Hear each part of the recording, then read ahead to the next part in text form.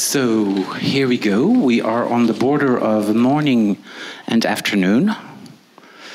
And we're having a kind of discussion round that tries to exchange experiences from the previous days and perhaps also will bring up some suggestions to take into our daily practices. My name is Gabriel Smeets. I'm currently the artistic director of Cullberg Ballet in Stockholm, Sweden. I cross many borders and I'm mainly struggling mostly with borders inside myself, just to position myself here. For the rest, I will not talk. I will try to moderate this discussion. And I'm going to introduce to you our guests. I know you have been listening to them, witnessing or even perhaps participating in their workshops, but still, for the sake of clarity and context, I'm going to introduce them to you. Right over there is Arkady Zaidis. He's an artist. Next to him, Dana Kaspersen. She's a conflict specialist, author, and performing artist. Then we have Tom Tlalim. He's sitting over there, researcher, sound artist, Gurur Ertem, cultural sociologist and curator. Far over there is Christine Vlade. She is a theater scholar and an author. Next to her is Tomislav Medak. He's a philosopher and artist. And here is Krisa Parkinson, dancer. As part of the concept that was developed by Sandra Neut, who is like an associate researcher to this edition of the Tanzkongress, she matched some people who have never been collaborating before in order to create an encounter that could evoke border effects. So that's why we had, for instance, Kristin working with Khaled, and I think that was the only couple that ever met before. And all the others, they met for the first time in the context of this congress. So there was Tomislav meeting Krisa, there was Gurur meeting Tom, there was Dana meeting Arkady. They made their statements and they developed workshops. And we're going to start with like brief descriptions of the workshops, what happened there. Perhaps not all of you were in all the workshops. And from there, we're going to take it into exchanging experiences. But for me, it's also very important that one of the elements we should work on, I would like to work on, is like to include you. So there is space for all your comments, questions, suggestions, or whatever in connection to this focus point, border effects. And I was thinking of doing that in a more like structured way, like the last 30 minutes. But whenever you feel like I have to say this right now, or I have to do this right now, you can always give it a try. Is that okay? Would it be possible to bring the lights up? Yes, that's actually true. Is it technically possible to get a little bit more light on our audience, because we are like so much in light? And yes, fantastic. There you are. Hello again. Other requirements of adaptations for the space or for whatever? No? We are fine. So I'm going to invite first, I think Tomislav and Krisa ask, is it possible to describe what happened in the workshop and in your encounter?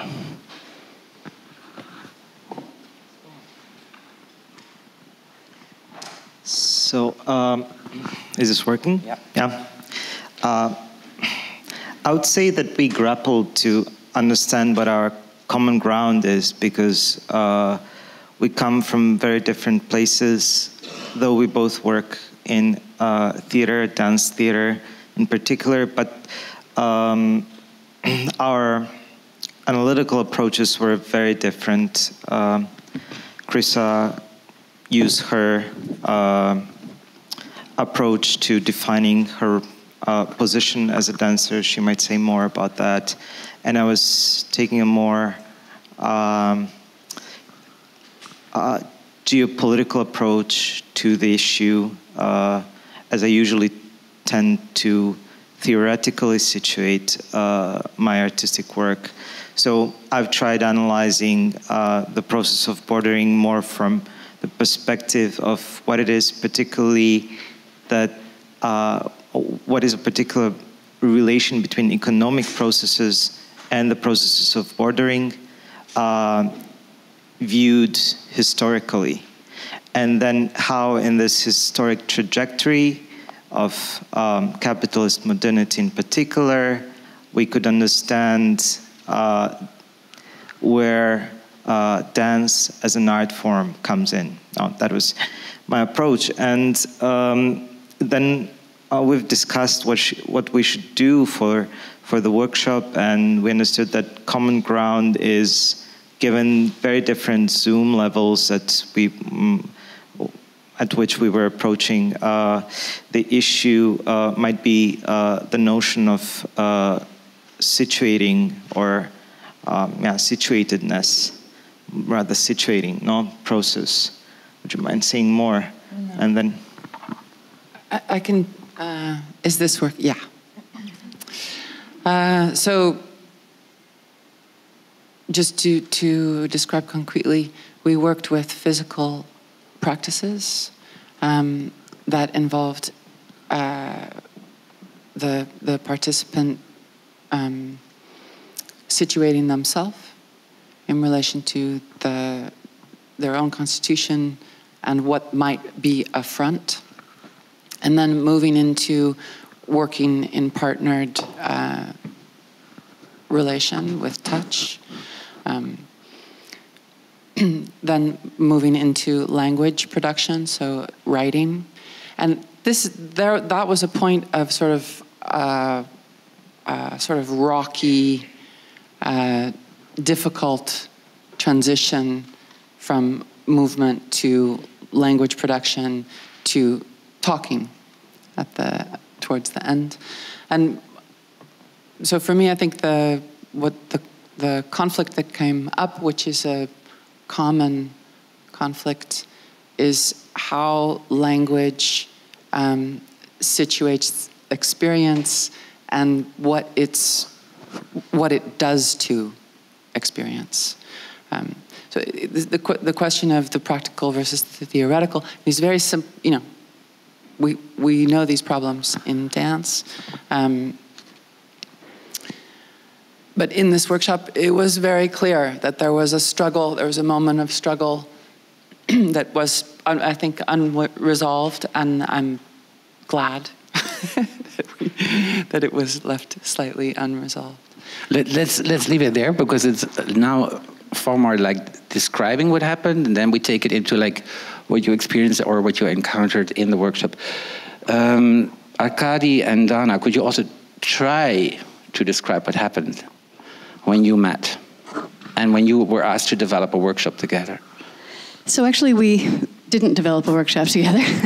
We had, the way it was set up is that Arkady was doing some other projects and I was doing this workshop, but then after we did our talks together, I asked him if he would come and join me. And my initial idea with the workshop was to look at, I'm coming from the side of conflict resolution, also from the side of having been a performer and a creator in dance for, decades.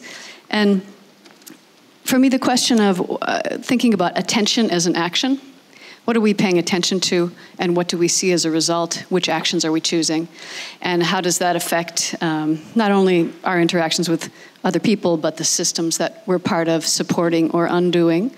So I decided to take a couple of the physical models that I've created around in public dialogue settings and use them as a way to start to analyze categories of action. So what choreographic actions, decisions had been made, how were they affecting the situation?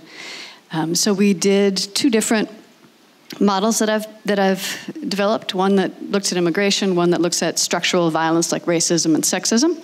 And then we broke into small groups and people analyzed what they saw happen, what forces they saw in place, what decisions had been made, and what the effects of that were. So we ended up with lists of categories that choreographers and dance makers and dancers are always making decisions within, whether or not they're conscious of it. So my goal there was to build up the ways that we can become conscious of how we act. And within that, Akardi also offered a model for people to look at. Do you want to describe that?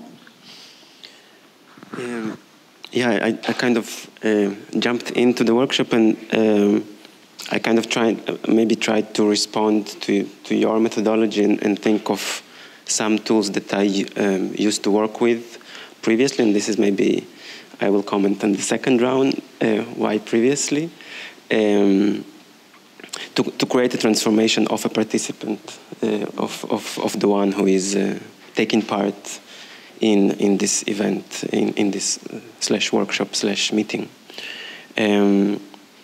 So how would a kind of articulation of a task which has a certain spatial and intention directive would create a certain shift in the one that it partakes in it. Okay. Then I would like to hear it also from Tom and Gurur, and of course from Christine.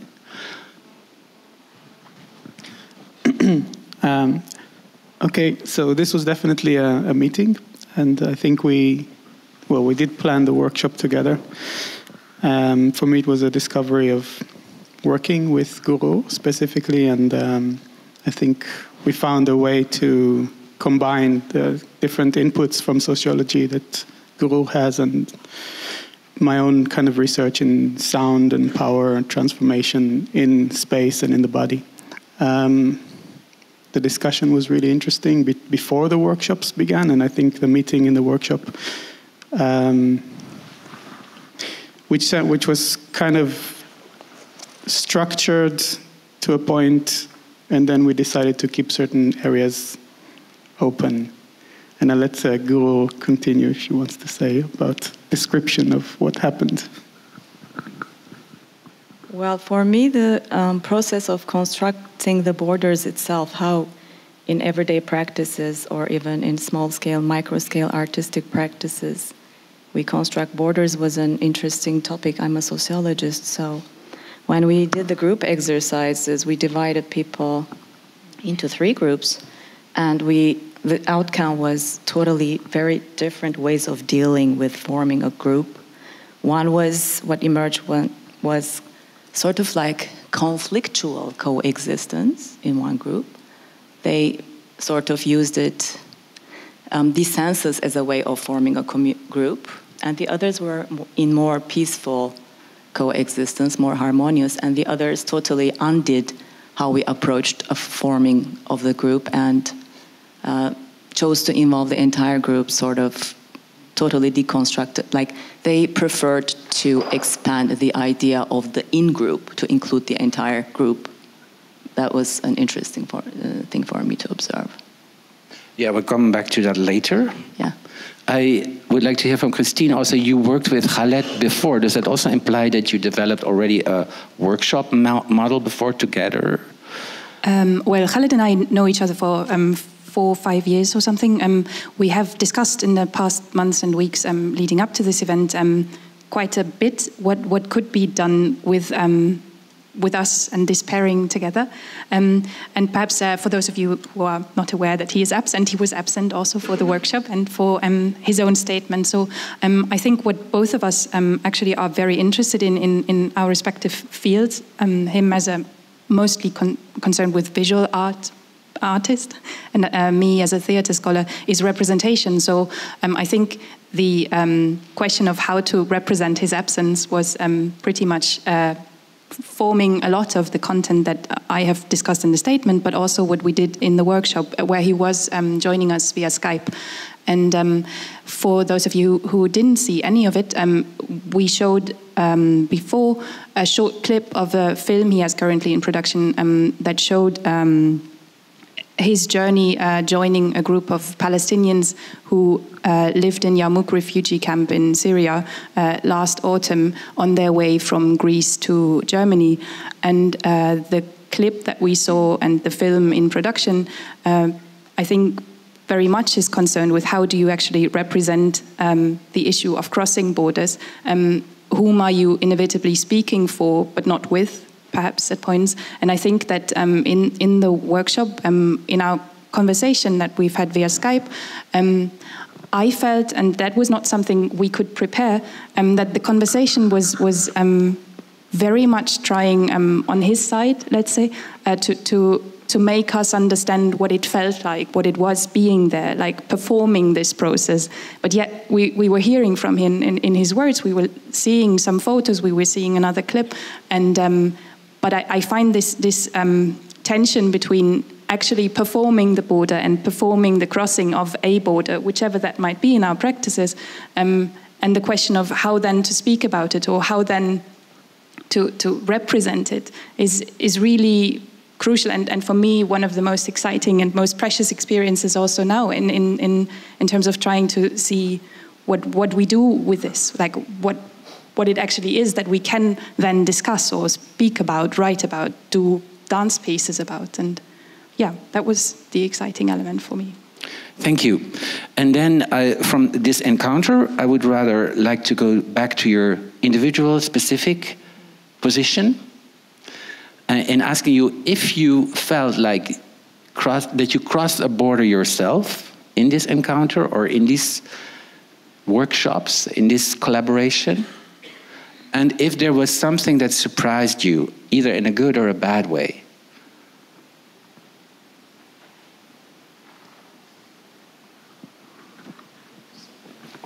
Yeah, you want me to repeat it? I could say one thing. There was 2 young women in the workshop, and we had this visual element where we asked the participant to engage with and basically change the visuals. And there was a very clear and repeatedly voiced moment of hesitation. I do not want to change this visual that I take for a truth. That is, I don't know, a photo of a tent in which the family slept. And Khaled had asked us to paint on it or draw out pieces or add things.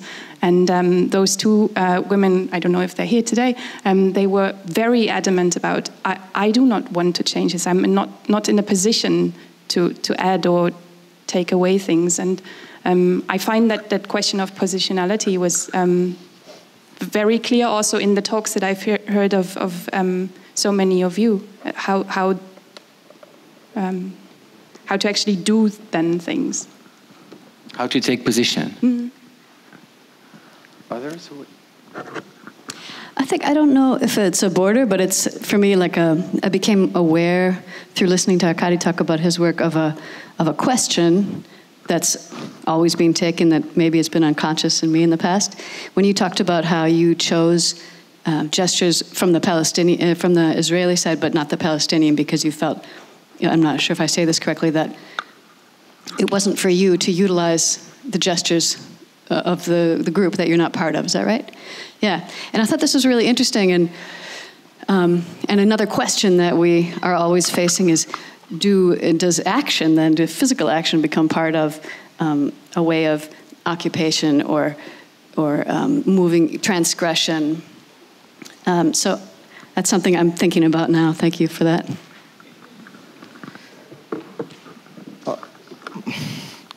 My takeaway is that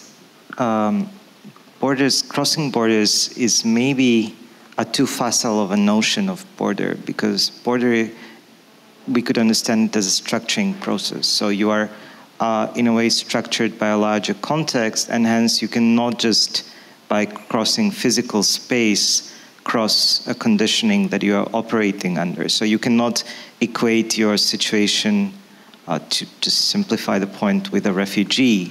And frequently it doesn't make sense that you state, refugee is my equal. No, it's a very specific position, and you have to think how you can help in that situation, thinking from that specific position and not equating it with your own. No, so I think I'd rather speak of crossing thresholds, which for me are more an epistemic aspect of the bordering process, and they have something to do with understanding from another point. No, we could look at borders also as the borders of our understanding, of our horizon of interpretation. No, there is a boundary to it. There is necessary. It's a horizon, and if we are able to transport ourselves into another horizon or shift ours, then we are able to see certain situations that we are not able to see from our position. And that was, on a practical level, I think, I was a participant in the task that Krissa was leading, and in that sense that made me understand what she thinks specifically with her operative notions of comprehension, constitution, and plasticity. And insofar, I think this might be a form of relating that exists in the bordering process rather than the notion of crossing borders. I think crossing borders just keeps you in a certain regime of bordering. No, you submit to its requirements in order to be able to cross space. Whatever your role is, no, even if you're a refugee, you still have to submit to certain demands that are made vis-a-vis you. And this, I think, when one thinks how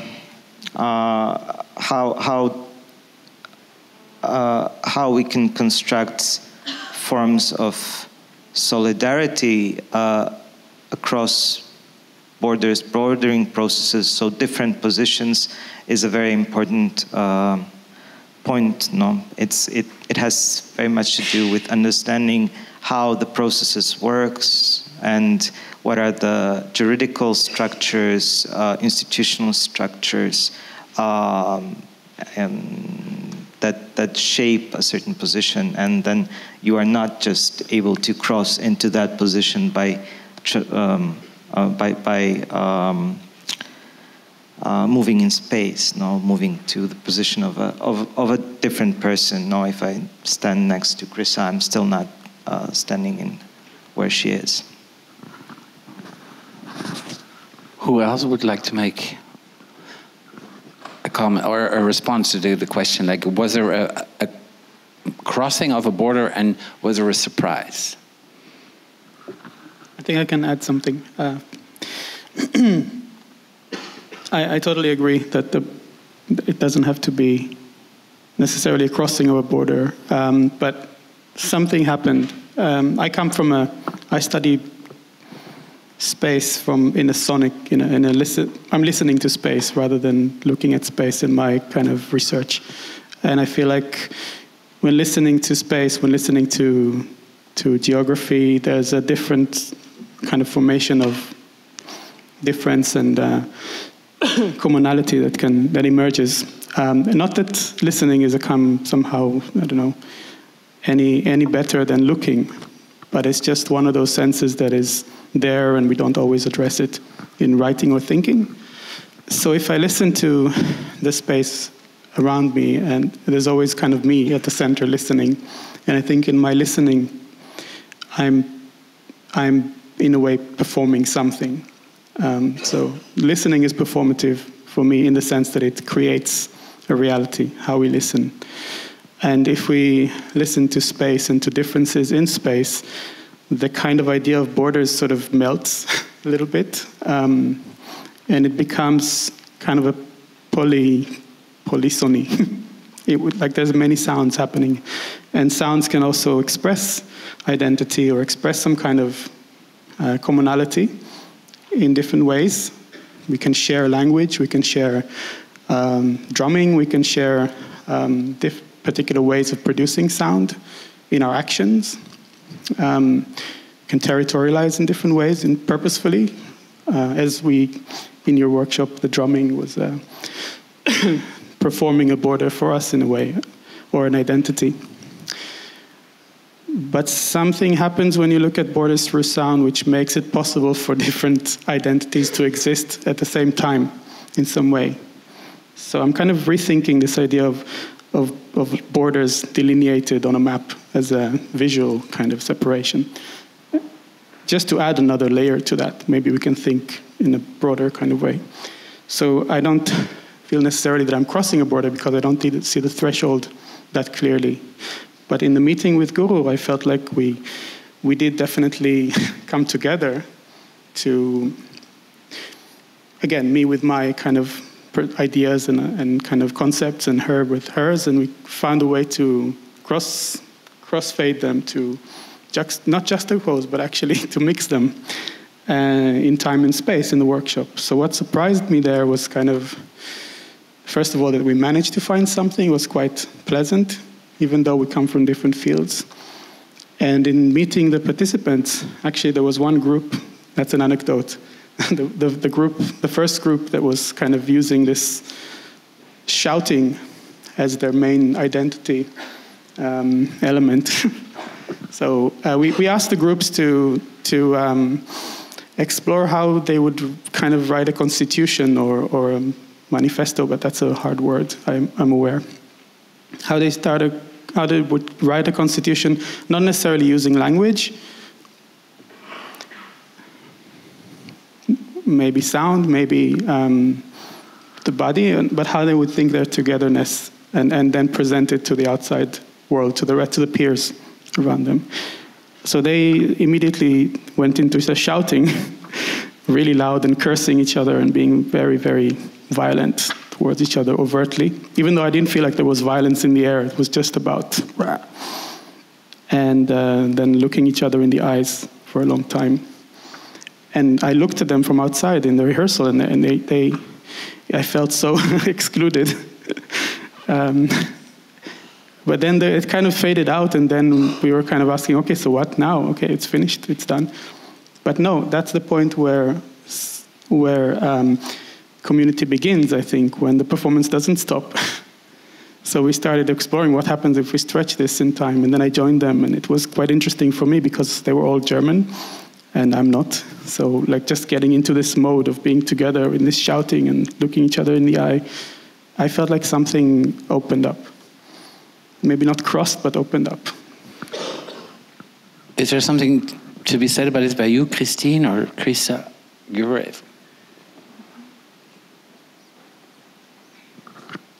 Well, in terms of my personal boundary, I realize that I'm a control freak, actually. That I feel anxious in situations where I'm not prepared or bounded, which enables my creative juices to flow, actually, you know.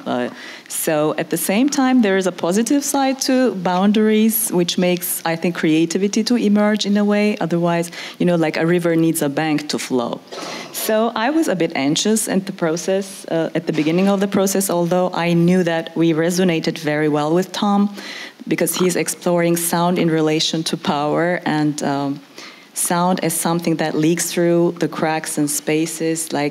But at the same time, my perspective on the body is of it as something relational, always permeated by social, political, ecological, and economic forces. So we knew there was something. So I thank Sandra for this blind date, which is challenging, sort of. You know, you really have to find a way to work together, sort of. You have to create a boundary around your floating ideas, which are actually very, resonant, but you don't know how to connect them.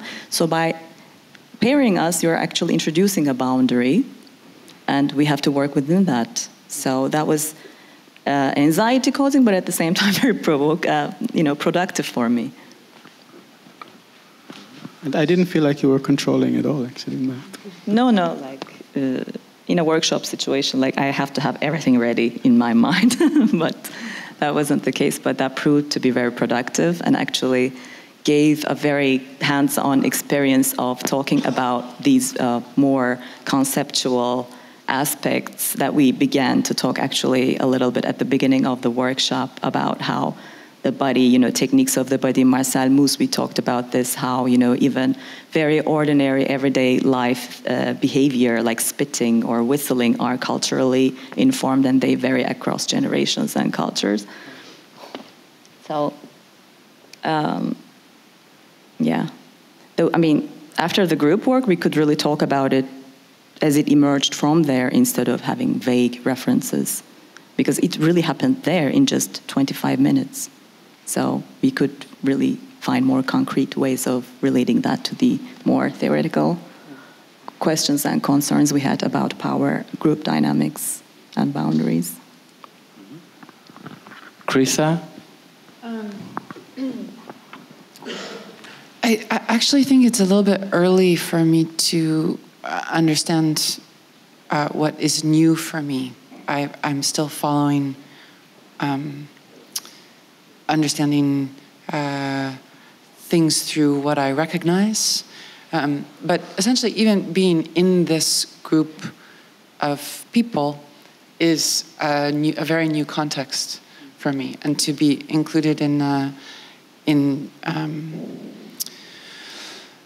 group that has a very sophisticated language about politics and power.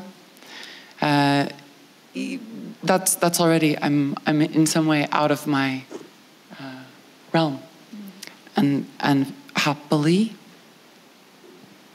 but it's difficult for me to process it very quickly. Christine, would you like to give it a try?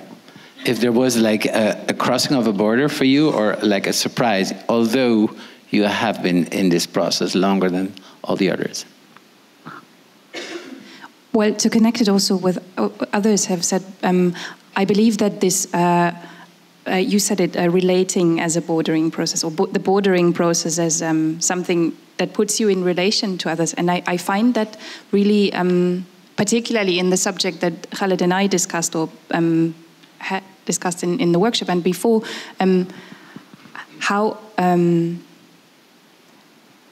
how it is almost impossible to relate to something that you only see in an artistic representation, in also a journalist representation, for example, and suddenly we are in a position of speaking about it as an art project. And perhaps to connect that to where I work, the context I work in Berlin is concerned with applied theater, usually. And so excuse me? The what theater? Applied theater. Okay. So for me, it's not a big question that theater should do something, or that the arts should do something, and there's like the possibility of change. I mean, not for me privately, but let's say we discuss this a lot. And I think we have a very problematic relation to that capacity that is oftentimes claimed then in applied theater practices. We're going to change through this or that bodily practice. So I was speaking about it this morning with a colleague, and the first time I ever really got in touch with someone who did applied theater was when they said, yeah, we go somewhere, it's ugly and it's painful, and we take all that pain and we turn it into something beautiful. And I was like, great, this is going to be my PhD project for the next couple of years. Excellent. So, but and there has been shifts and softenings of that position, but I find it interesting how we as thinkers, we as practitioners, move through these spaces of claiming effect or claiming the possibility of change through our practices. And what I would like to take for me from this encounter in these last days is really how careful we each have to be in what it is that our personal claim can be, and where there's almost also limits. I mean, we speak about transgressing borders perhaps, or moving over the threshold and back and forth, but I think it should be crucial for our practices to also know when there's other things at stake. Where the borders are. Exactly. Yeah. Arkady, could you give it a try? Yeah, I will pick up from what you just said and add that I think it occurred during the workshop or also during our talk before, that I somehow understood a path that I went through, because I think what I noticed and that's why I mentioned in the beginning that I used to, like what I proposed in the workshop is something that I used to do, and it was done in a very specific context when I worked. So before working on Archive, the last piece, I worked on 2 other productions where both Palestinian and Israeli artists were present.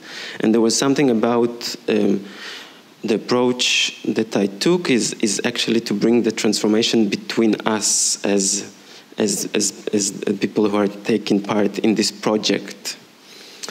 And therefore all these attempts to create transformation in the group. And I was thinking about that your audience, in a way, is the participants in the group. And when I go to the theatrical construction, and I acknowledged a shift, or it kind of helped me to articulate a shift. Why now I'm less thinking about the transformation that is happening within the one who are on stage, but really care about the transformation over there on the one who is sitting there in his and has a certain privilege also to come and to watch. So how can I bring this maybe urgency of certain political content using this medium, but transform you through your passive presence somehow. I don't know if I'm articulating it, but I find it interesting also, like what you brought up, Christine, this idea of being careful and also like being aware of like the limitations of these effects or working from effects. And I know that there is this kind of like general fear to come too easily to general conclusions or principles, but then I wonder if we are working and exploring and researching in the context of this Tanzkongress elements of border effects and what that could bring to our daily practices or change in our daily practices as artists. Are there any like ideas that came up that you think like, okay, we have to be careful and we have to be aware of the borders and the specific context that we work in, but still there are things that are now so present in the present that we have to acknowledge them? I'll give it a shot. So, I mean, in my talk, I ended with a question then, how to dance in times of horrorism. I mean, especially where I come from in Turkey, we're almost paralyzed. Life is, it's almost like too surreal, too irrational to compete with art. So it kind of makes us ineffectual, but at the same time, we feel an urge to respond to it. And, you know, artists, of course, always would like to, want to respond to really contexts of crisis, but at the same time, I think we should know our boundaries, and it's not our responsibility to deal with issues that are massive scale, social and political problems that can only be dealt with at the level of the, I mean, its actual causes, which are the deficiencies of political institutions. So in that sense, I think we should be careful about the culturalization of political problems. But I also bring it up because if we detect also this idea of being contemporary or like Zeitgenossen, like being in our time, being in time, are we pushed and forced with all the things that happen in society to include them, to embrace them, or to even like represent them? Or is it like something else that we should do with it? That's like also my question about connecting border affects to contemporaneity. I have a thought. I was recently part of some conversations in the United States on race. So in the US, you talk about white and black a lot. And it's a very difficult conversation, a lot of pain, a lot of trauma. And getting to this question of what the effect of the individual is within these larger systems and how we need to be careful, I really saw, and I think a lot about how I noticed how careful I had become in terms of, and back to this question too, what can we step into physically? Where can we imagine that we can understand? And that can also make it seem impossible to have conversation. And one of the things I think about is how the individual, even though maybe we can't, make political decisions, we're still part of the fundament that allows those decisions to take place. And I think we have an effect on that. And I think about this fine line between understanding ourselves as being connected to people that we can't understand maybe currently, or we can't take their place. And I think about how the body is, and I don't mean this in kind of a, utopian way that we're all one, but that physical action is one way that we understand things, everybody does, and that it can be a way that we can create a possibility for an exchange. And I think that it's not necessarily through dance per se, but physical action, the use of physical awareness and knowledge and intelligence and choreographic thinking can be part of creating connection across perceived and actual borders. This brings to mind this whole, again, disciplinary exclusion a little bit. Where is the site of power? Where do we locate our practice? Do we locate it within the infrastructure of art and its own finances and its own politics, or do we do it elsewhere, outside, or for what reasons, and so on? And I was asked that question quite a lot early in the PhD, when I was talking about artists reclaiming power, from the sound system of the state, so to speak. Why artists? Why within the art world? Does it have to be so separated from the? Why not look at real cases? Why not look at the outside world and everything? Well, the outside, beyond the exclusionary system of the art world. And I think there's a lot to contribute there from the practices and the knowledge and the experience and the techniques and the awareness that and the knowledge that exists in art practices, especially. But it's work that can be done. I don't mean to say that I feel like I'm an activist. I don't really feel that I can make a change in the kind of public arena changey kind of way. Like, I don't feel like it's my agency now to work within civil society in a overt sort of philanthropic kind of way, because it's too much. And I don't feel like it will serve the purpose of what I'm trying to do, because I really feel that by changing the way I listen, things are starting to transform. But it's not something I can impose on people elsewhere who need my help urgently, because I don't have the tools to do that. But still, by sharing some of the tools that I do have with, or thinking about them in a different way, in a more open kind of way, there's a change. Something happens, and we can't ignore it and say, "Oh, it's useless." I think there is a. Sorry. I think you were first. Chris was. Okay. I think to me it's very important as an artist not to be asked to represent someone or something else. But as a contemporary person, I am constituted by the world that I'm living in, and it is my responsibility to understand what's happening. So I think particularly in dance, we work in social groups. We talk, we understand each other, we look at each other very closely. we touch each other, and all of the political and social conflict that is happening in our human culture is part of our touch and part of our looking and part of our listening. So the contemporariness is there. You are part of it, and this has happened I mean, I've been performing since I was 20. I'm 50 now. The discussion in the studio is different. Could you just tell us a little bit what is different?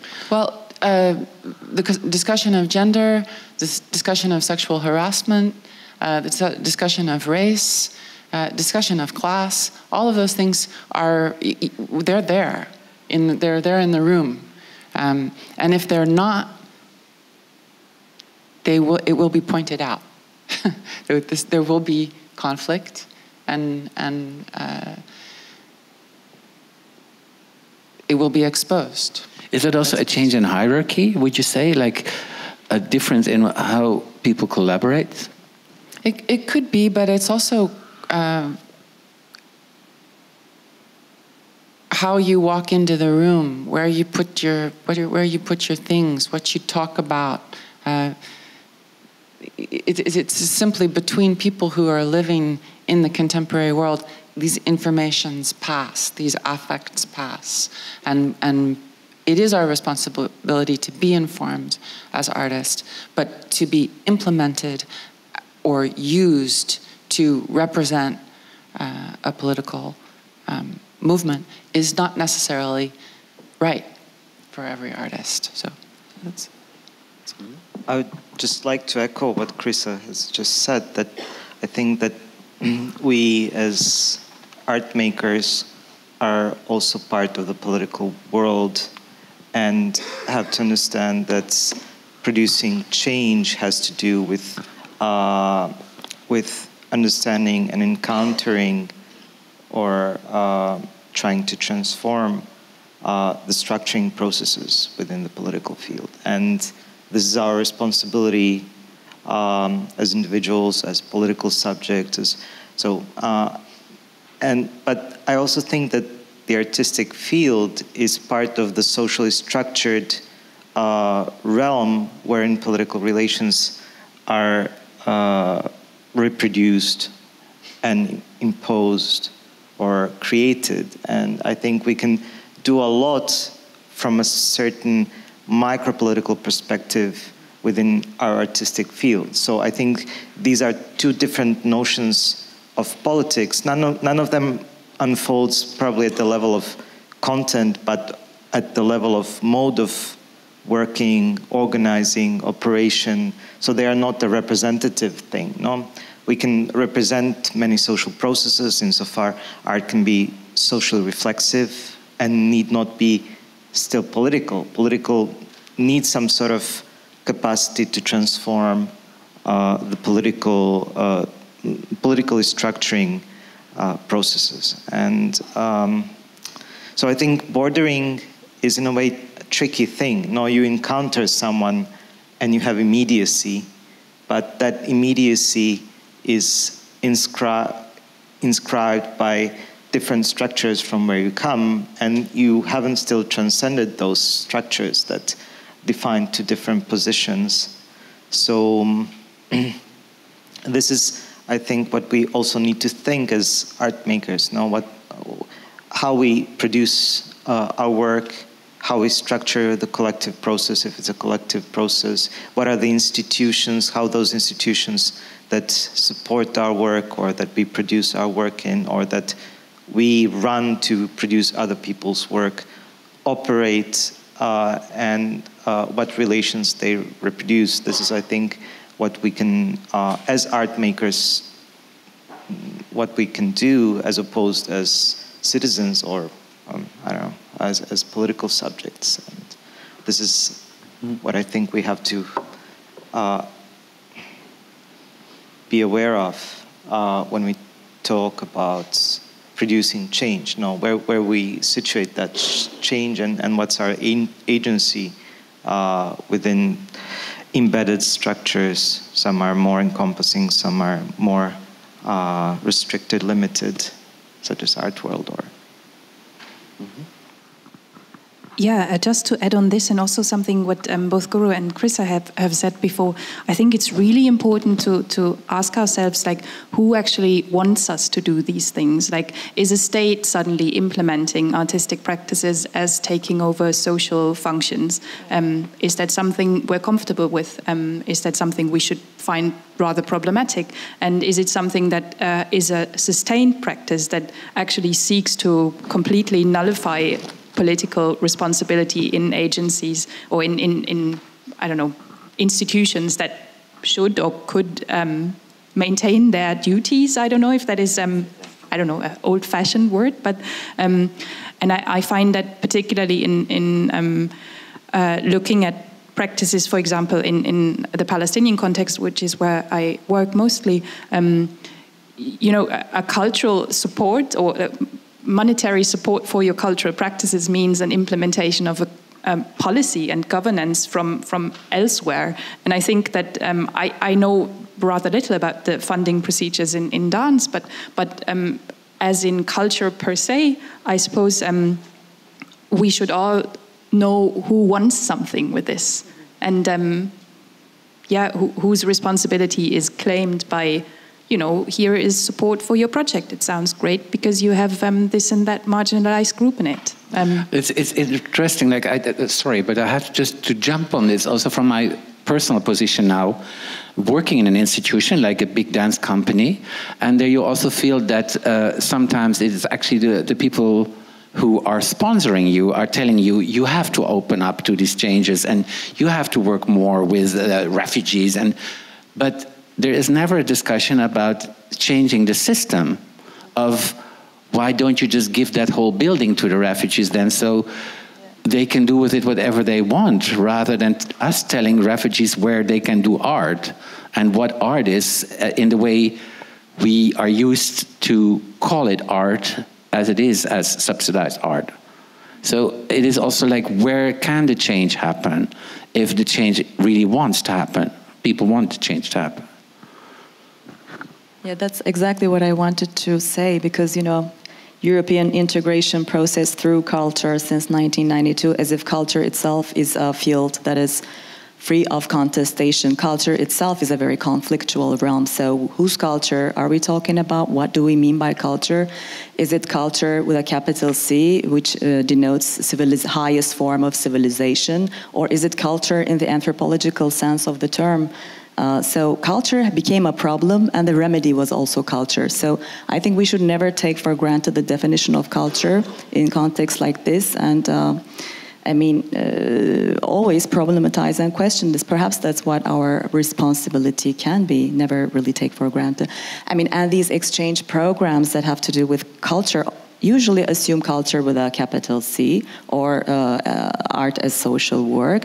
If cultural exchange is really important in all senses of the term, anthropological sense of the term, then why don't we have exchange programs for taxi drivers from different cities, for example, or tea or coffee owner? You know what I mean? If culture really denotes everything in that sense. And since it's not being done, we know that culture is with a capital C in policies like that. So that's what I actually wanted to arrive by my previous comment. Thank you.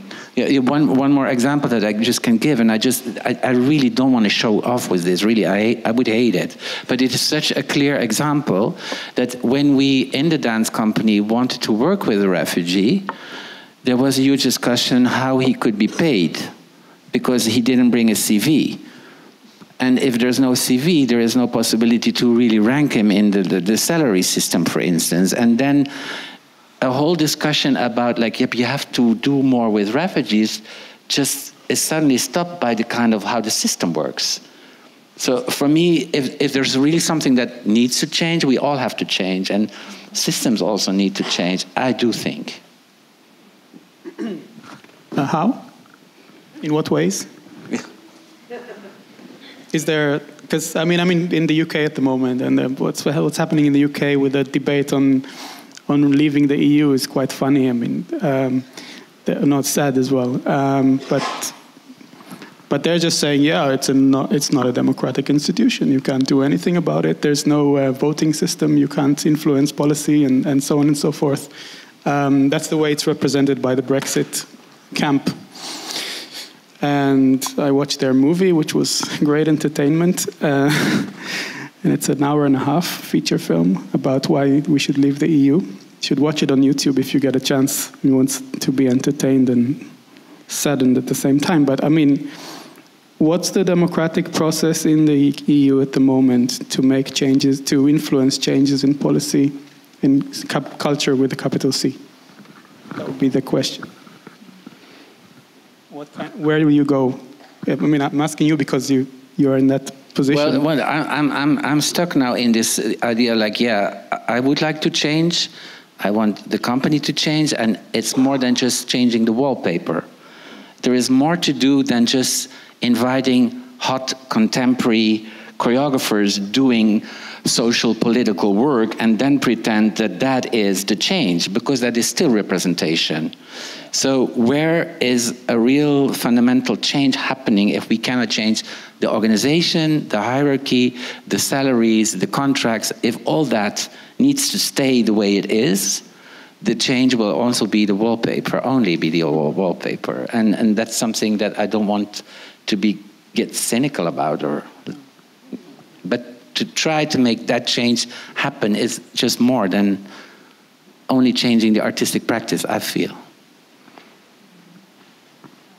Yeah, maybe as a small side note or a footnote, I think we also need to, when considering hugely asymmetrical positions, not fall into humanitarian view of the lesser position, but rather we should look at how claims can be made from that position and substantiate that. No, I think that's at least an insight that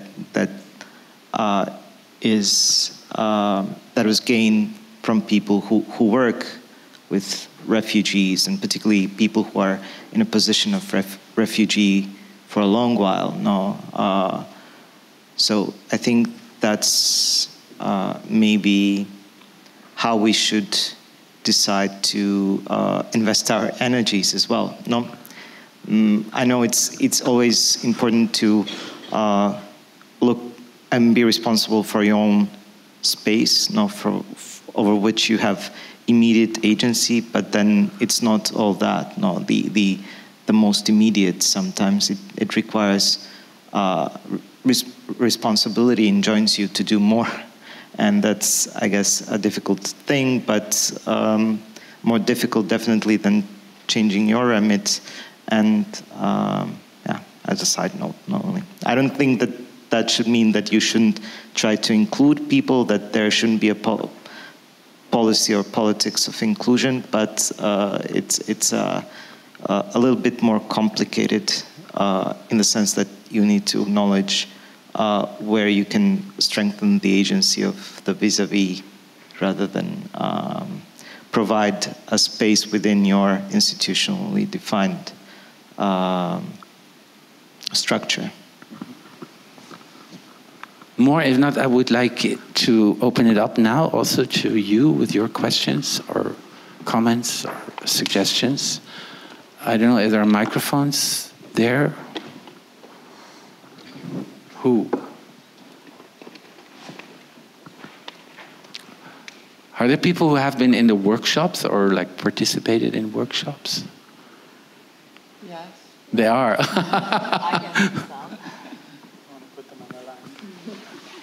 No, I was just curious, like if you would have experiences and observations from being in a workshop that are connected to what was discussed here. Yeah. I don't know if you can get my mic or. There's a mic coming. Okay.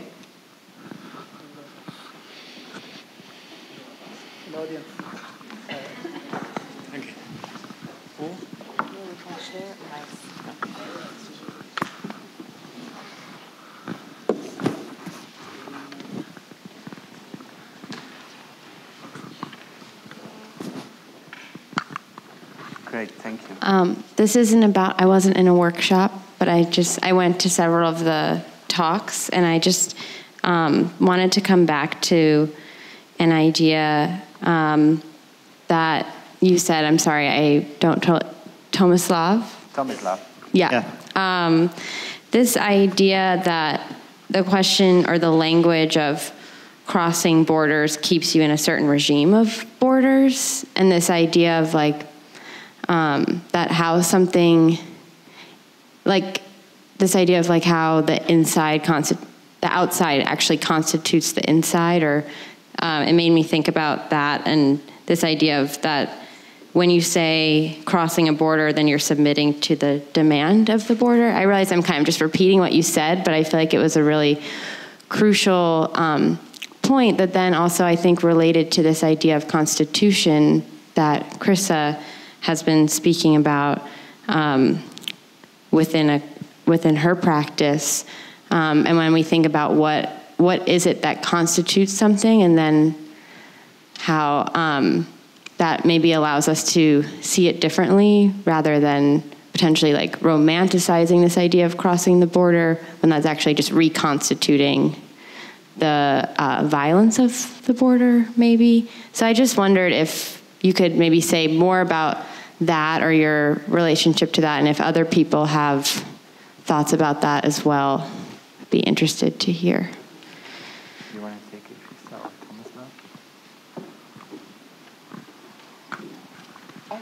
Tomislav? Yeah. I don't hear a question, I hear a very clear articulation. Sorry.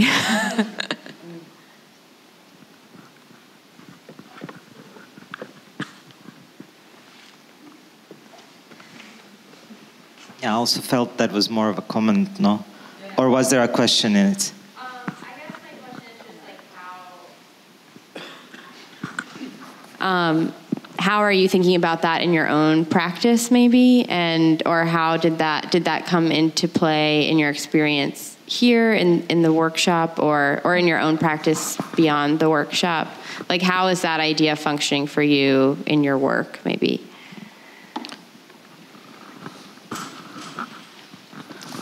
Well, in the way that I'm using the concepts of constitution and comprehension, I consider my agency and my artistic practice to happen within a plastic border between comprehension and constitution.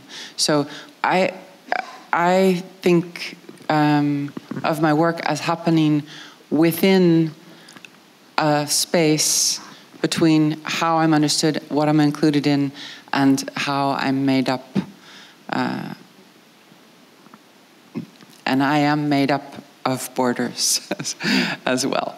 I think what I respond to and what Tomislav brings up is the question of agential cuts. So your agency to exclude certain aspects and create a boundary around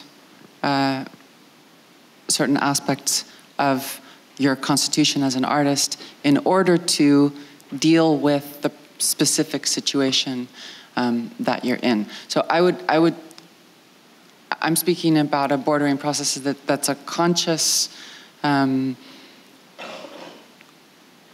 procedure to work with the comprehension, what I'm included in, and how I'm understood.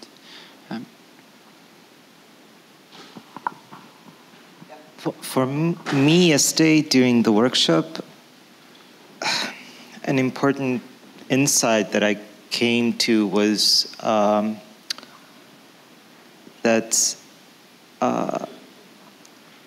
doing the task and trying to understand that plastic space between comprehension and constitution has very much to do with maintenance of capacity to operate, no? And that requires not only certain time, but certain pace of time, which I think for me is, for my bodily constitution, is rather slow. And the slowness or a pace of time, I think, is also important in trying to react to situations. No, that's, I think, very much where we. It's an adversarial relation between how we are bordered. You spoke earlier of the situation of surprise. No, we are often encroached by a border. No, you would have people living in Zagreb who have changed. If they are 100 years old, they would have changed 5 states. So they haven't moved the place, but the bordering regimes have been changing. And I think this is where, for us as actors, as agents who need to comprehend their own situation, understand what's outside, and how we can act from what we've got, what constitutes us, what are our means. That just requires time, which sometimes we are not given in a situation of urgency. And then the question is, how do we create acceleration in those moments? Frequently, we do not create acceleration, but we create resistance. No, we organize, we are, in that sense, more inert. And that inertia of the collectivity, I think, has some agential capacity. I wonder if there's more capacity here to bring out a question or a comment or a suggestion, or yeah.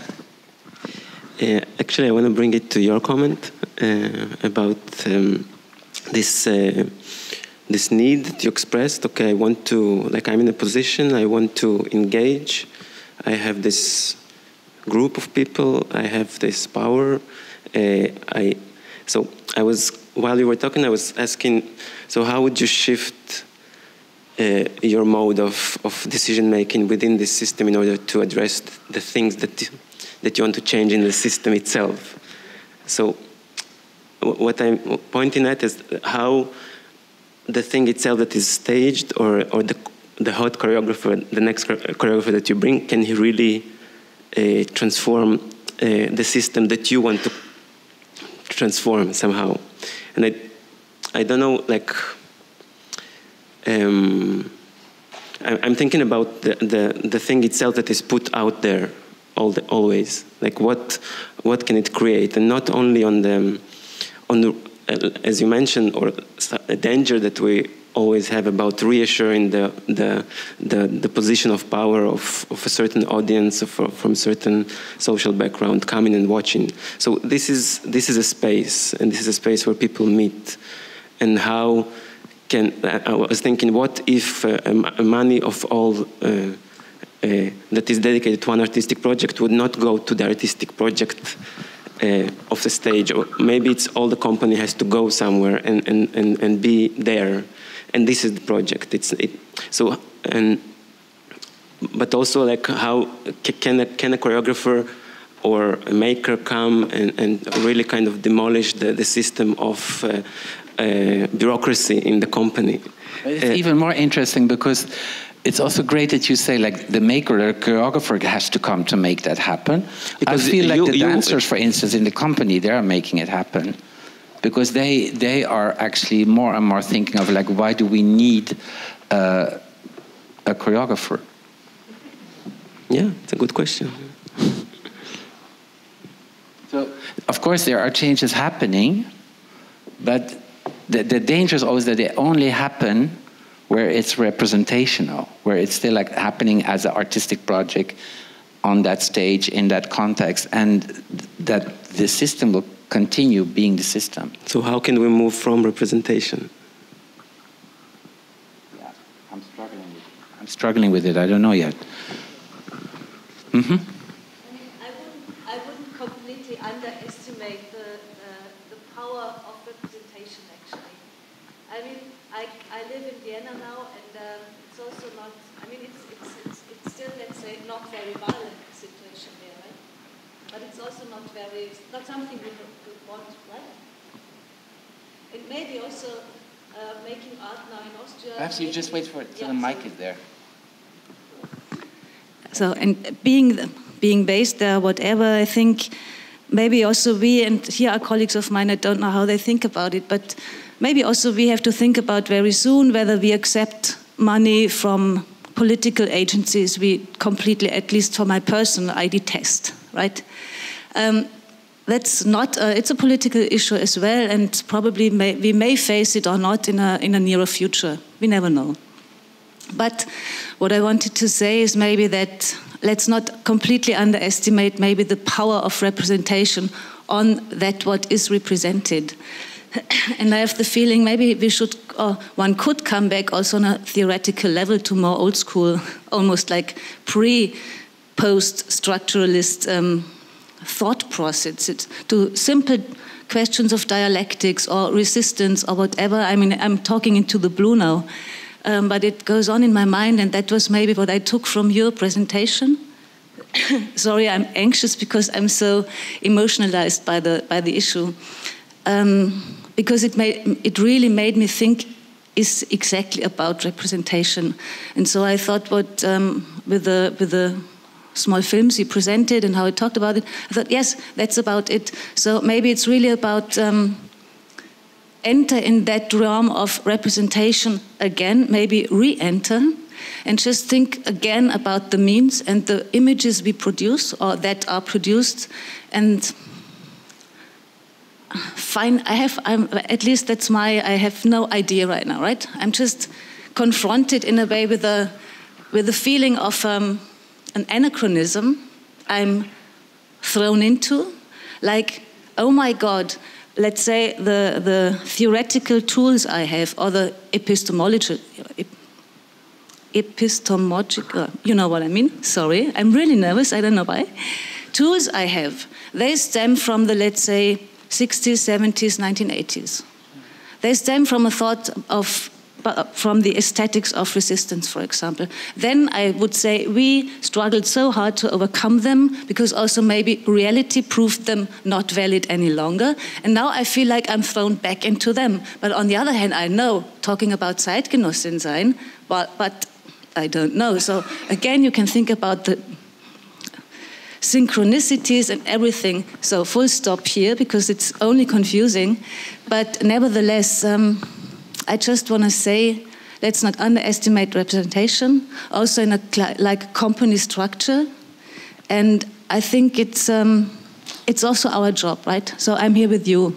It's also the job we are doing. We're thinking about different kinds of representations, so why not also take them again more serious in what they do then with the represented, be it ourselves, be it the audience, or be it the system.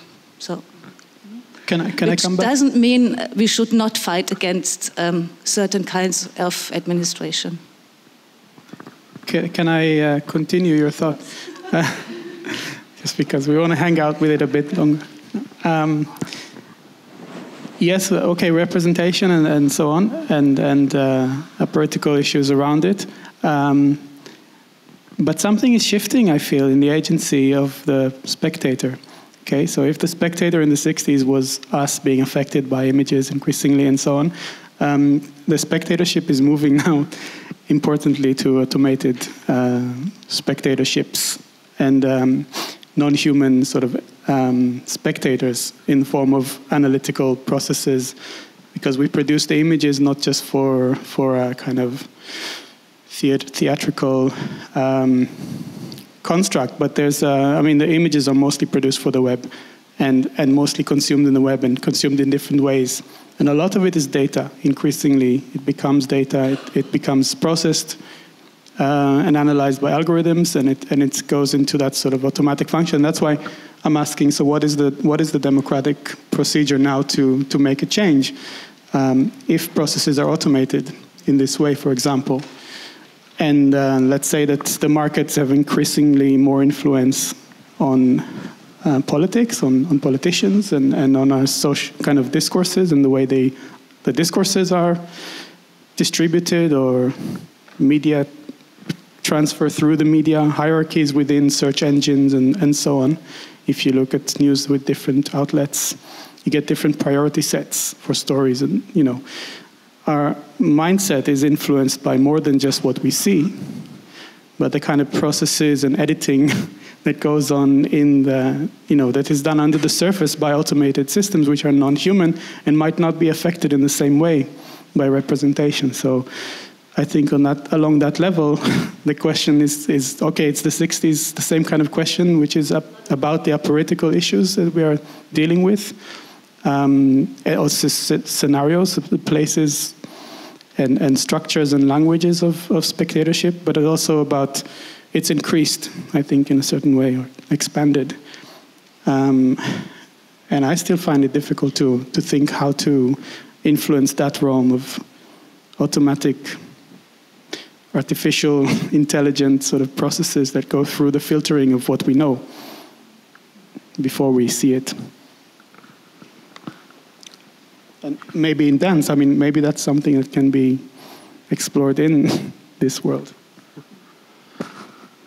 Other questions or suggestions or comments?